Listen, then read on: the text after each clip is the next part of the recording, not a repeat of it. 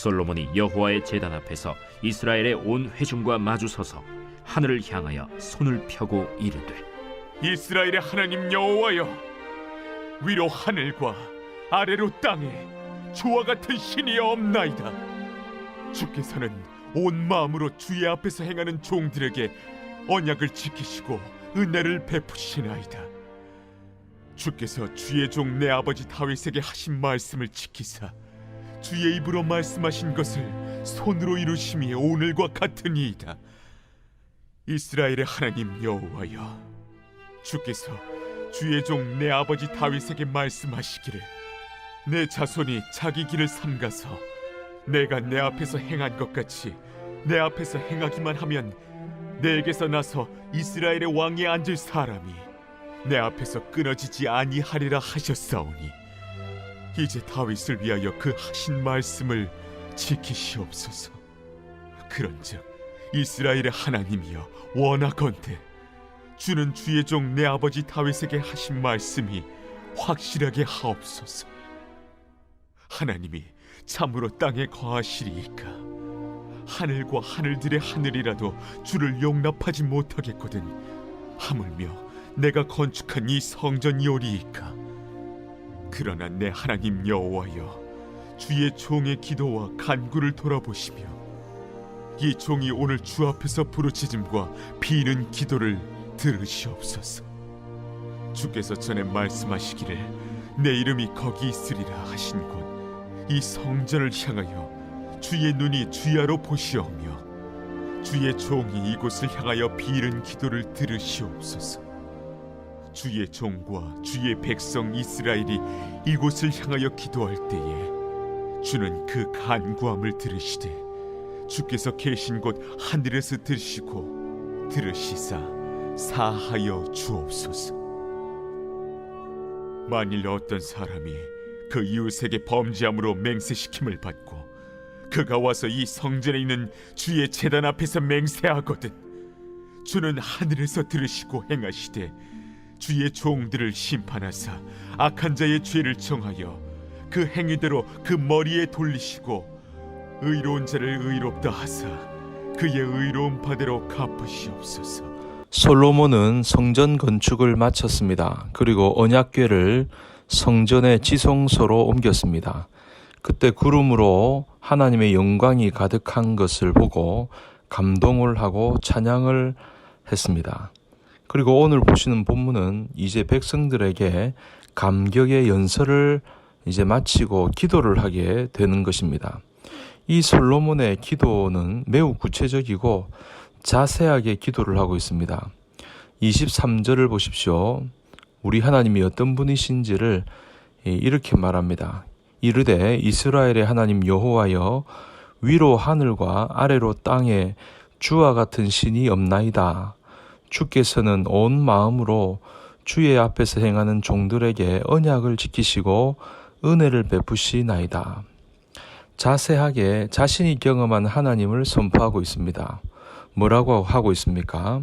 여호와여, 위로 하늘과 땅에 주와 같은 신이 없나이다. 이 세상 그 어떤 분보다도 하나님 같은 분은 없다. 어떤 신도 하나님을 따라갈 수 없다는 것이죠. 유일하신 하나님을 높이고 있다는 것입니다. 그리고 그는 언약을 지키시고 자비를 베푸시는 하나님이시다라고 고백을 하고 있습니다. 여러분, 찬양 가운데 이런 가사가 있죠. 내 주 같은 분 없네. 그 어느 누구도 내 주 같은 분 없네. 이런 고백처럼 솔로몬도 그런 고백을 하고 있는 것입니다.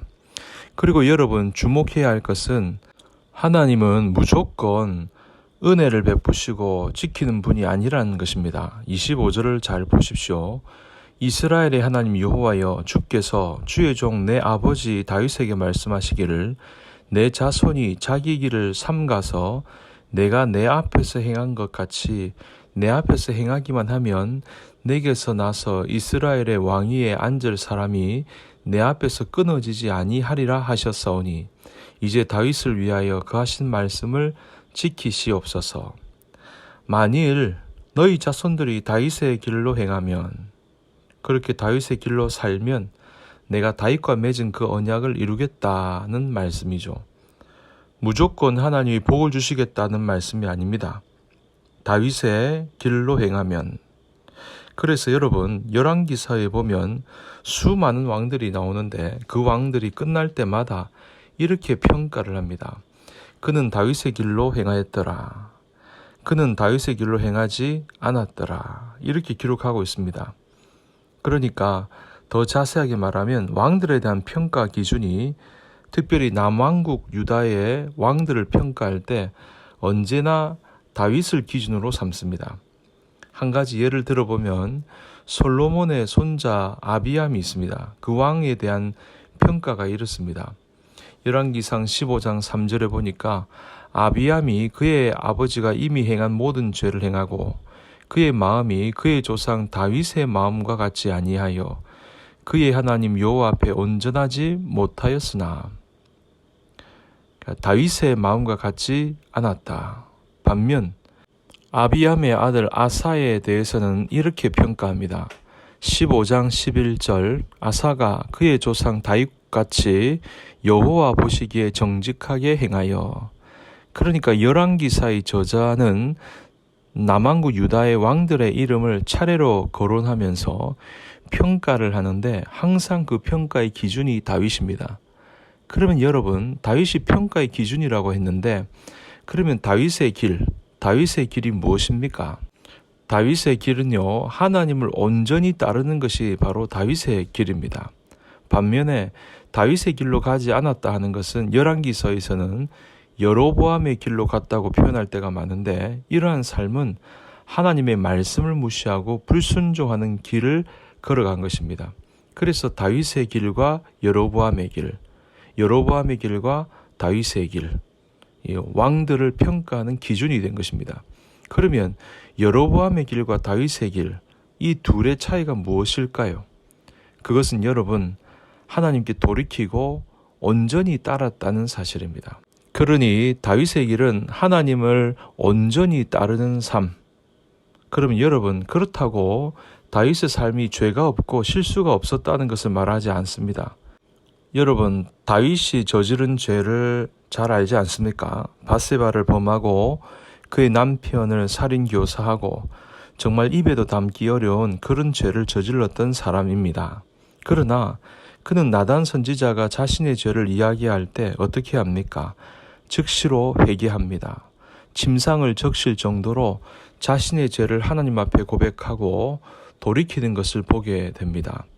그러니까 그도 실수하고 범죄했죠. 그러나 하나님의 말씀을 듣고 하나님께 돌이켰다는 것은 그것은 그만큼 다윗이 하나님을 두려워했다고 말할 수 있습니다. 그러나 여로보암의 길은 어떻습니까? 20년 동안 하나님의 여러 가지 방법으로 수도 없이 경고했지만 돌이키지 않습니다. 오히려 완악하고 마음이 딱딱하게 굳어져 버렸습니다. 그래서 돌이키지 않고 멸망의 길로 가게 된 것입니다. 여러분, 다윗의 길은 하나님 말씀에 순종하는 길이요, 하나님만 바라보는 길이요, 하나님을 두려워하는 길입니다. 혹시 살다가 다른 길로 빠졌다가도 즉시 회개하고 돌아오는 길이 바로 다윗의 길인 것입니다. 그래서 솔로몬이 기도하기를 오늘 다윗의 길로 행하면 하나님이 왕위가 끊어지지 않겠다고 하셨사오니, 은혜를 주시겠다 하셨사오니 그 하신 말씀을 이루어 달라고 기도하는 것입니다. 여러분, 오늘도 하나님을 두려워하며 하나님을 신실하게 따르는 삶이 바로 다윗의 길로 가는 삶이라는 것을 기억하십시오. 혹시나 내가 다른 길로 가고 있다면 즉시로 회개하고 하나님께 돌아간다면 그것이야말로 다윗의 길로 가는 삶인 것입니다. 오늘도 우리 하나님을 온전히 따르는 귀한 하루가 되시기를 주님의 이름으로 간절히 축복합니다.